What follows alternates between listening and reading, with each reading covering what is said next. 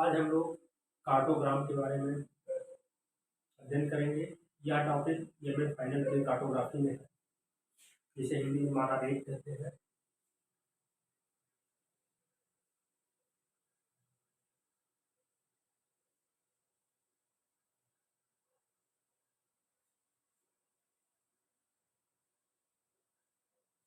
माना रेख एक विशेष प्रकार के मानचित्र होते हैं। तुलना के आप ये कह सकते हैं कि ये मानचित्र ना होते हुए भी मानचित्र का काम करते हैं। जैसे कि राज्य व्यवस्था में आप एक सब सुनते होंगे, न्यायाधिकरण, ट्रिब्यूनल। ट्रिब्यूनल जो होते हैं ना, ट्रिब्यूनल न्यायालय नहीं होते। न्यायालय की सारी विशेषताएं उनके पास नहीं होती, लेकिन वो न्यायालय का काम करते हैं, न्याय देने का काम करते हैं। लेकिन उनके उनके पास सारी विशेषताएं कोर्ट की नहीं होती, जुडिशरी की नहीं होती। इसी तरह से कार्टोग्राम एक विशेष प्रकार के मानचित्र होते हैं जो मानचित्र की सारी शर्तों को पूरा नहीं करते, लेकिन मानचित्र के उद्देश्यों को पूर्ण करने में सहायक होते हैं। जैसे कि मैं एक आपको हल्का फुल्का एक दिखाता हूँ कि किस तरह से मतलब आप चित्र देख करके आप हल्का फुल्का अनुमान लगा सकते हैं कि माना एक किस तरह से होते हैं। ठीक है, जैसे मैं संसार का नक्शा आपके सामने दिखाता हूँ। संसार का नक्शा होगा नहीं, लेकिन संसार के नक्शे पर जो चीज़ें आप दिखाते हैं उसे आप इस कार्टोग्राम पे आप दिखा सकते हैं। जैसे कि देखिए,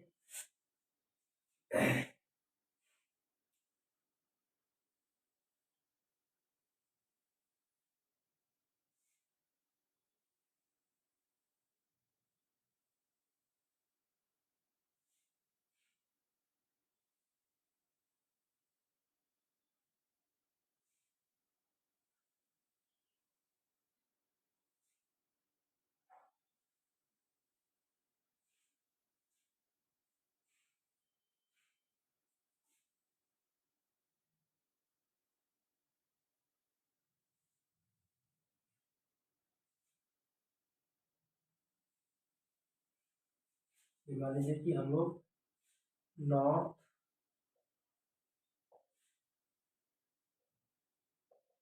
हेमिस्फीयर का मैप बना रहे हैं और ये कार्टोग्राम के रूप में बना रहे हैं। ठीक है, तो अब हम मान लीजिए दिखाना चाह रहे हैं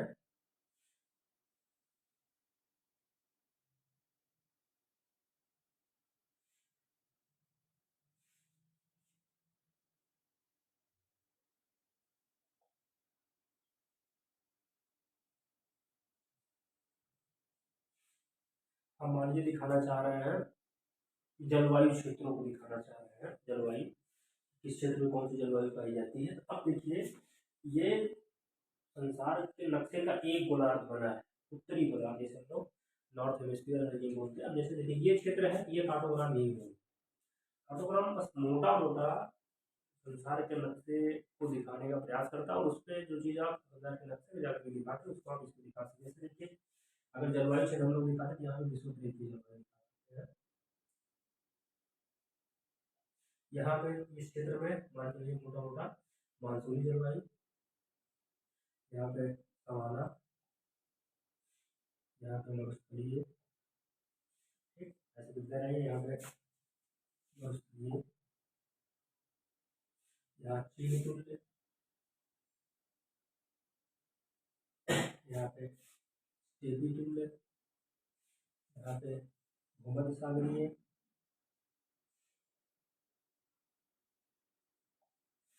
यहाँ पे लॉरेंशियन तुल्य, लॉरेंशियन तुल्य, यहाँ पे साइबेरियन तुल्य, यहाँ पे पश्चिमी यूरोप तुल्य। और ये जो है आपका ये मान लीजिए आपका टैगा तुल्य जलवायु है और ये आपका टुंड्रा तुल्य जलवायु। अब बात समझिए, अगर आपको संसार के नक्शे पे रियल मैप में आपको दिखाना पड़ जाए तो हो सकता है आपको दिखाने में कठिनाई हो, लेकिन कार्टोग्राफ का उपयोग करते हुए हमने आराम से लगभग जो जलवायु चिन्हित किए गए हैं पूरे संसार के नक्शे पे, वो आपने बहुत इजीली इस पे दिखा दिया। तो कार्टोग्राफ की देखिए ये महत्ता है। तो कार्टोग्राफ इसीलिए कहा जाता है, कार्टोग्राफ एक विशेष प्रकार के मानचित्र है जो मानचित्र की सारी विशेषताओं को धारण तो नहीं करते हैं, लेकिन मानचित्र का जो उद्देश्य है उसको पूर्ण करने में सहायक होते हैं। तो ये है कार्टोग्राफ। अब देखिए कार्टोग्राम, जो कार्टोग्राफी है उसमें कार्टोग्राम के कुछ प्रकार हैं, जैसे क्षेत्र मूल्य मानारेख। मानारेख के कुछ प्रमुख प्रकार,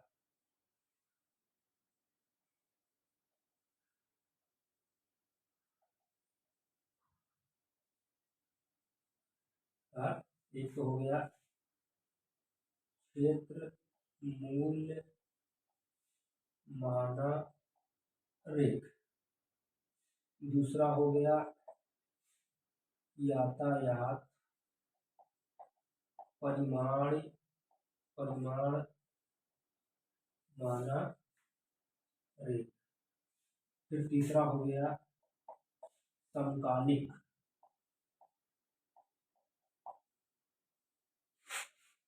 मानारेख, चौथा हो गया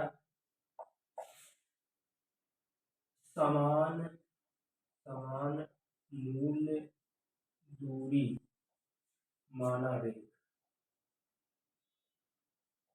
ये चार प्रकार के हैं, इसके अलावा भी हो सकता हो, लेकिन ये चार अभी हम लोग देखते हैं।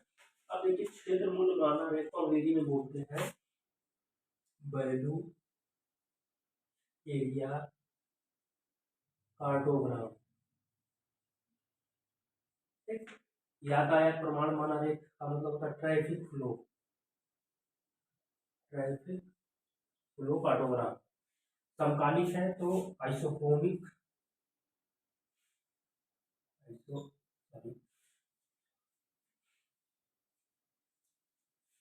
आइसोक्रोमिक कार्टोग्राम ये है तो equal cost distance, equal cost distance,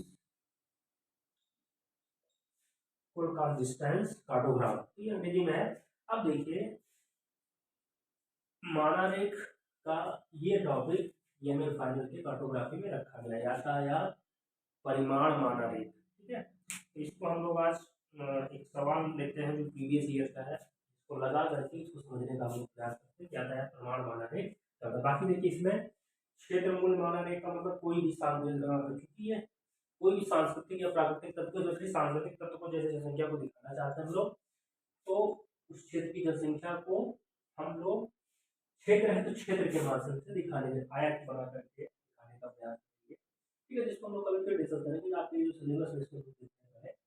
इसी तरह से समकालीन में, समकाल का मतलब होता है कि समकालीन मानारेख ये भी कह सकते हैं कि एक निश्चित समय में किसी क्षेत्र, मतलब मान लीजिए 10 मिनट आपके पास है, 10 मिनट या 1 घंटा, 1 घंटे में आप मऊ से ही ले लीजिए, मऊ से आप 1 घंटे में जो भी रास्ते हैं कहाँ तक पहुँच सकते हैं, 1 घंटा कुछ भी फिक्स कर लीजिए, आधा घंटा। मऊ से ही घुसी में कितनी दूर जा सकते हैं, आजमगढ़ की साइड में कितनी दूर जा सकते हैं, रतनपुरा की साइड में कितनी दूर जा सकते हैं। इस तरह से चीज़ों को जब आप देखेंगे तो दिखाने का प्रयास करेंगे, कोई ऑटोग्राफ बनाएंगे तो उसे हम लोग समकालीन बना रहे थे। समान मूल्य दूरी का मतलब एक इक्वल किराया, समान किराया, जैसे मान लीजिए कि 25 रुपया में आप आजमगढ़ की तरफ कितना दूर जा सकते हैं, गाजीपुर की तरफ कितना दूर जा सकते हैं, रतनपुरा की तरफ कितना दूर जा सकते हैं, घोसी की तरफ कितना दूर जा सकते हैं। तो जहाँ तक जा सकते हैं उसको आप दिखाएंगे। ठीक है, 25 रुपये में आप यहाँ से 25 किलोमीटर गए, उधर 20 किलोमीटर गए, क्या क्या कैसे हुआ, इसको हम दिखा सकते हैं। समान मूल दूरी माना रहे तो हमारा टॉपिक है कि समान यातायात परिमाण माना रहेगा, तो इसको हम लोग हल करेंगे।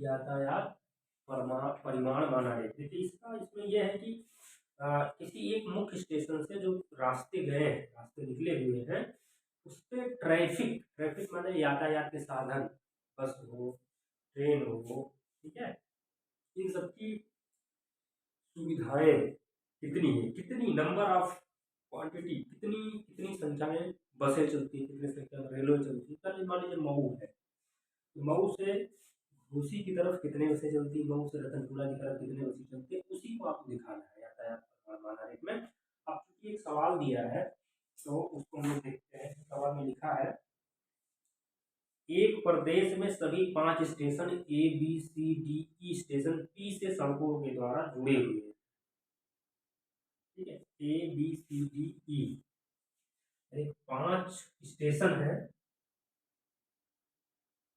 5 स्टेशन है ए बी सी डी ई, ये पांचों पी पी से जुड़े हुए हैं सड़क के द्वारा, जिसके द्वारा सड़क के द्वारा ये जुड़े हुए हैं। अब इसका मतलब ये हो गया कि पी हेडक्वार्टर है या मुख्य स्टेशन है जिससे सड़क के माध्यम से ए बी सी डी ई जुड़े हुए हैं। अब क्या लिखा है, स्टेशन पी से सभी स्टेशनों की दूरी, सभी स्टेशनों का दिक्मान, संचालित बसों की संख्या नीचे सारणी में दी गई है। यातायात परिमाण आरेख की रचना कीजिए। अब देखिए ये कह रहा है जो मुख्य स्टेशन है यहां से ये जो दूरी है, इसके बीच में जो दूरी है उसको भी दिया है, और ये कि स्टेशन से ई कितने कोण पर स्थित है, यानी कि दिक्मान, दिक्मान ये भी दिया है, और ये भी दिया है कि पी से ई या पी से बी ये सबका मतलब इसकी कितनी बसें चलती है, कितनी बसें चलती है। तो 3 चीजें आपकी दी रहेगी, दूरी यानी पी से ए के बीच की दूरी कितनी है, पी से ए कितने कोण पर स्थित है, और पी से ए के बीच में कितनी बसें चलती है। ये 3 चीज आपके पास रहेगा, और उसको आधार बनाते हुए आप यातायात परिमाण महारेख की रचना करेंगे। ये हम लोग जो सारणी दिया, सारणी बना लेते हैं पहले। अब देखिए सारणी कैसे बनेगा।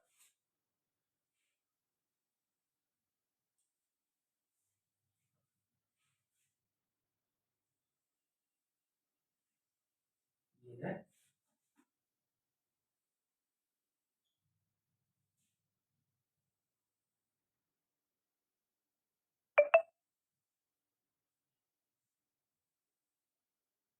रूट, रूट माने रास्ता, और फिर दूरी, दूरी किलोमीटर, फिर उसके बाद बियरिंग माने दिक्मान, दिक्मान किसमें जाएगा, कोण में, मतलब डिग्री में, डिग्री में, अंश में डिग्री में दिया रहेगा, और फिर है नंबर ऑफ बसेस, बसों की संख्या, ये रहेगा। यही ये अब देखिए पी से ए, पी से ए के बीच में दूरी कितनी दिया है, 30 किलोमीटर दिया है, और डिग्री कितने अंश पे स्थित है, 310 पे, बस कितनी चल रही है, 25, ये हो गया। फिर पी से बी, इस पे ये है 40, ये है 45, और ये है 40 बसें चल रही है। फिर देखिए पी से सी 15, 150, 45, पी से डी 25, 25 किलोमीटर दूरी है, 190 डिग्री कोण पे स्थित है, और 35 बसें चलती है पी से डी के बीच में। अब पी से ई, ये है 60 किलोमीटर की दूरी पे स्थित है, 240 कोण डिग्री अंश पर स्थित है, कोण पर स्थित है, और 20 बसें चलती है। तो देखिए पी से ए 30 किलोमीटर, 310, 25, फिर पी से डी 40, 45, 40, 40, 45, 40, फिर 15, 150, 40, 15, 150, 15, 150, 45, ठीक है, 25, 190, 35, 25, 190, 35, और 60, 240, 20, 60, 240, 20। तो ये हो गया सवाल। अब देखिए इसको बनाना कैसे लोगों को, इसको लोग देखते हैं पहले क्या करेंगे।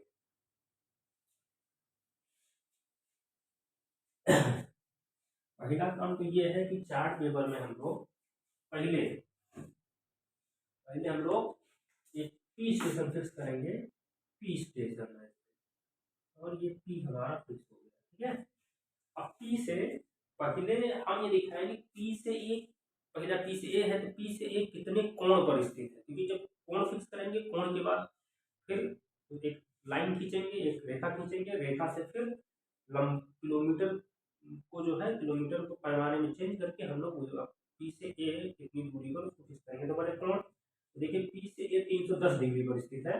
अब देखिए इसको किस दिशा में होगा, इसके लिए हम लोग ये दिमाग रखते हैं कि हमेशा जो एन होता है नॉर्थ होता है उसकी तरफ जीरो, इसको दिमाग में रख लीजिए। जैसे देखिए ये है, तो अब सामान्य जो जब हम कोण बनाते हैं तो हमारा जीरो यहाँ पे होता है, जब चाँदे से बनाते हैं तो यहाँ जीरो होता है, लेकिन इसमें जीरो ऊपर होता है। ठीक है, चलिए तो अब 310 है तो 310, अब ये जीरो हमारा हो गया तो 310 से पढ़ेंगे तो ये हमारा 90 हो जाएगा, ये हमारा 180 हो जाएगा और ये हमारा 270 हो जाएगा। अब 270 और उसके बाद 30 और 10 40, लगभग इस तरफ ये ऐसे जाएगा। ये एक रेखा से खींच लीजिए, बड़ा सा रेखा से खींच लीजिए और ये की तरफ है। ठीक है, तो इसी तरह से ई से बी 45 डिग्री पर स्थित है, तो स्वाभाविक है ये जीरो है और ये 90 है, ये जीरो है, ये 90 है, ये 180 है और ये 270 है। स्वाभाविक है, तो ये 360 डिग्री होगा। ठीक है, अब देखिए, अब इसका देखिए 20 से 45 जाएगा, ऐसे ऐसे ये आपका बी हो गया। अब सी देखिए 150, तो स्वाभाविक 90 है, 150 है, तो 150 जो चाँदे में आप देखेंगे तो लगभग ऐसे जाएंगे। ये चूंकि आकाश में बना रहा हूँ तो इसको कर देखिएगा, सी हो गया। फिर पी से डी देखिए 190 है, तो स्वाभाविक 180 है, तो ये इधर ऐसे ऐसे चल जाएगा, ये आपका डी हो गया। अब देखिए पी से ए 240 है, तो स्वाभाविक है 240 है, तो ये ऐसे चल जाएगा। तो ये देखिए हमको कितने कोण पे किस दिशा में कौन से स्टेशन स्थित है, मुख्य स्टेशन से, ये क्लियर हो गया। आप देखिए अब दूरी पे फोकस करिए, दूरी देखिए इसमें मैक्सिमम 60 किलोमीटर है, मिनिमम 15 किलोमीटर है। अगर हम पैमाना मान लें, पैमाना 1 सेंटीमीटर बराबर 5 किलोमीटर, तो हम बहुत यथोचित सारी चीजों को दिखा देंगे। तो पी ए बराबर पी से ए की दूरी जो है 30 किलोमीटर है, पैमाने में कन्वर्ट करेंगे कितना आ जाएगा, 5 छः 30, तो 6 सेंटीमीटर। अब 6 सेंटीमीटर पे जाइए आप और नाप करके आप यहाँ पे एक्चुअल ए बना दीजिए, ये मान लीजिए A1 है। ठीक है, तो ये एक्चुअल ए बन गया। अब देखिए पी से बी कितना 40 है, तो 5 8 40 हो गया, इसमें 8 जा करके यहाँ बना दीजिए, ये आपका ये हो गया। ठीक है, ये भी बन गया, इसके बाद मिटा दीजिएगा। अब पी से सी 15 है, तो ये स्वाभाविक है ये थोड़ा सा कम होगा, यहाँ हो जाएगा सी। ठीक है, और फिर पी से डी 25 है, 25 हो जाएगा, यहाँ हो जाएगा, ये मान लीजिए डी हो गया। और फिर 60 है, तो 12×5 = 60, ये थोड़ा सा ज़्यादा होगा, ये ई मान लीजिएगा, एक्चुअल आपका ई हो गया। और ये हमारा इसको मिटा देना है, अंदाज के बना रहे हैं ना, तो इसको आप नाप के बनाएंगे 12 सेंटीमीटर, तो ये हो गया। आपने दो जो सारणी में दो मान दिया था, कोण और दूरी के माध्यम से आपने सारा काम कर लिया। अब देखिए नंबर ऑफ बसेस, देखिए नंबर ऑफ बसेस सदस्य संख्या 40 है जो पी से बी के बीच में है, और फिर मिनिमम कितना 20 है। तो आप ये कर सकते हैं कि 1 सेंटीमीटर में कितनी बसें चल रही होंगी, इस पे फोकस करिए। ठीक, तो 1 सेंटीमीटर में अगर हम करें,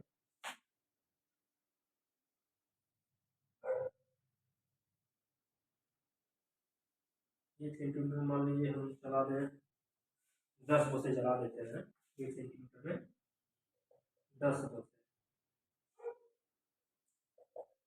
देखिए एक चीज और ध्यान रखिए, इसको हम रेखा के माध्यम से भी दिखा सकते हैं और मोटाई के माध्यम से, मोटाई पतलाई के माध्यम से। तो देखिए पहले हम मोटाई और पतलाई की बात करते हैं। मोटाई पतलाई माने कि भाई जिसकी बस संख्या ज़्यादा होगी मोटी होगी, इसकी कम होगी पतली होगी। अब मोटाई 1 सेंटीमीटर में अगर 10 बसें चल रही हैं तो 10.5 सेंटीमीटर में 5 बसें चलेंगी। ठीक है। अब देखिए अगर मान लीजिए तीस एक बीच में 25 बस चल रही है तो 55 तो लगभग आपको कितना बनाना होगा 2.5 सेंटीमीटर लगभग बनाना पड़ेगा। 2.5 सेंटीमीटर मोटा। अब इसको कैसे बनाएंगे ये देखने वाली बात होगी। 2.5 सेंटीमीटर आप पीछे से है तो यहाँ पे आप 2.5 सेंटीमीटर देखा इसको और हम लोग इसको बड़ा कर देंगे और इस तरह बड़ा करके ऐसे बड़ा कर देंगे पीछे खींच देंगे और यहाँ से ऐसे 2.5 सेंटीमीटर की रेखा से खींचेंगे ऐसे ऐसे करके इसको कलर कर देंगे। 2.5 सेंटीमीटर हो गया।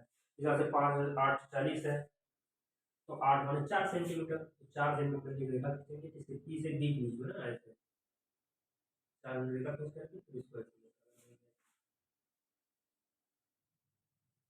ऐसे करके ये हो जाएगा। फिर 5 है तो लगभग 4.5 सेंटीमीटर की रेखा खींचेंगे ऐसे। ये सॉरी इतना है ये इसको कलर कर देंगे ऐसे भर देंगे ऐसे पी से डी के बीच में आएगा ऐसे करके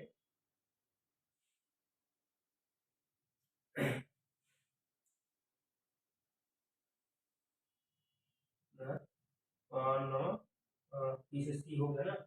फिर 5 7 35 7 होगा तो 3.5 सेंटीमीटर से करके इसको ऐसे रंग देंगे रंग देंगे और इस तरह ताकि ये हो जाए। इसको मुझे लगता है थोड़ा पैमाना और कम करिए थोड़ा पतला बन जाए। ठीक है ठीक ठीक है कोई दिक्कत नहीं है। अब आप चाहें तो इस पैमाने को थोड़ा सा 1 सेंटीमीटर बराबर अगर हम लोग कर लें 1 मिलीमीटर में अगर 5 बस कर लें 1 मिलीमीटर बराबर इसको पैमाने को चेंज कर दें 1 मिलीमीटर बराबर 5 बस कर लें तो स्वाभाविक है बहुत पतली पतली बनेगी। जैसे 1 मिलीमीटर अगर 5 बस कर लें 5 बस तो क्या होगा अगर पहला पीस एक दिखाना है तो 25 बस है तो स्वाभाविक है 5 मिलीमीटर में हम लोग दिखा देंगे। ठीक है तो पैमाना इसको थोड़ा सा मोटा बन गया इसको लोग पतला कर लेंगे बहुत ना मोटा होना चाहिए बहुत पतला होना चाहिए। ठीक है इस तरह से अगर पी से बीच में जो 4 बस चल रही तो 5/40 तो इसका मतलब 8 मिलीमीटर 8 मिलीमीटर का मतलब देखिए ना 1 सेंटीमीटर कमी बनेगा तो ज़्यादा बढ़िया यही रहेगा क्योंकि बहुत मोटा बन जाएगा। पैमाना थोड़ा सा कम करिए इस पैमाने को हम लोग मान लेते हैं 1 मिलीमीटर बराबर 5 बस। ठीक है तो अच्छा बनेगा। ठीक है तो मोटा बनेगा बहुत पतला बनेगा। ये तो हो गया मोटाई पतलानी के अनुसार। रेखा के अनुसार हम लोग कर सकते हैं कि एक पैमाना एक रेखा बराबर एक समानांतर रेखा समानांतर होगी कटी हुई और समानांतर लगभग एक रेखा बराबर हम मान लें 5 बस तो स्वाभाविक है जो इस एक बीच में 25 बस चल रही है हमें क्या करना पड़ेगा 5 5 रेखाएं ऐसे खींचनी पड़ेंगी। ऐसे 5 रेखाएं ऐसे ऐसे ऐसे 5 रेखाएं खींच दीजिए। कोई रेखा गिन करके जान लेगा कि हाँ इसमें 25 बस चल रही है। तो ये रेखा वाला सबसे बेहतरीन है कि एक रेखा और 5 बस मान लीजिए 25 फिर 20 से 20 बीच में 40 है तो 5 40 8 रेखा खींच दीजिए। अब खींचने का मतलब ये है कि यहाँ पे ऐसे बेस बना दीजिएगा और फिर ऐसे इधर 4 जैसे ये 2 4 खींच करके समानांतर बढ़ा दीजिएगा आराम से। पटरी करेंगे तो बढ़िया बनेगा दिक्कत नहीं है। इस तरह से आपका ये हो जाएगा। ठीक है तो ये बस इतना ही है यातायात माना रेट में। आपको क्या करना है कि पहले कोण का उपयोग करते हुए मुख्य स्टेशन से सारे जो स्टेशन है उन वो किस दिशा में स्थित है उसको फिक्स कर लेना है और एक रेखा खींच देनी है। इस रेखा में से जो किलोमीटर दिया है उसको पैमाने के अनुसार जो है एक सुनिश्चित कर देना है फिर वाकई में कितनी दूरी पे स्थित है। ठीक है फिर नंबर ऑफ बसेस को चाहे रेखा के अनुसार चाहे मोटाई और पतलाई के अनुसार आप इस तरह से इसको डिजाइन कर सकते हैं और इस तरह ये टॉपिक जो है आपका क्लियर हो जाएगा।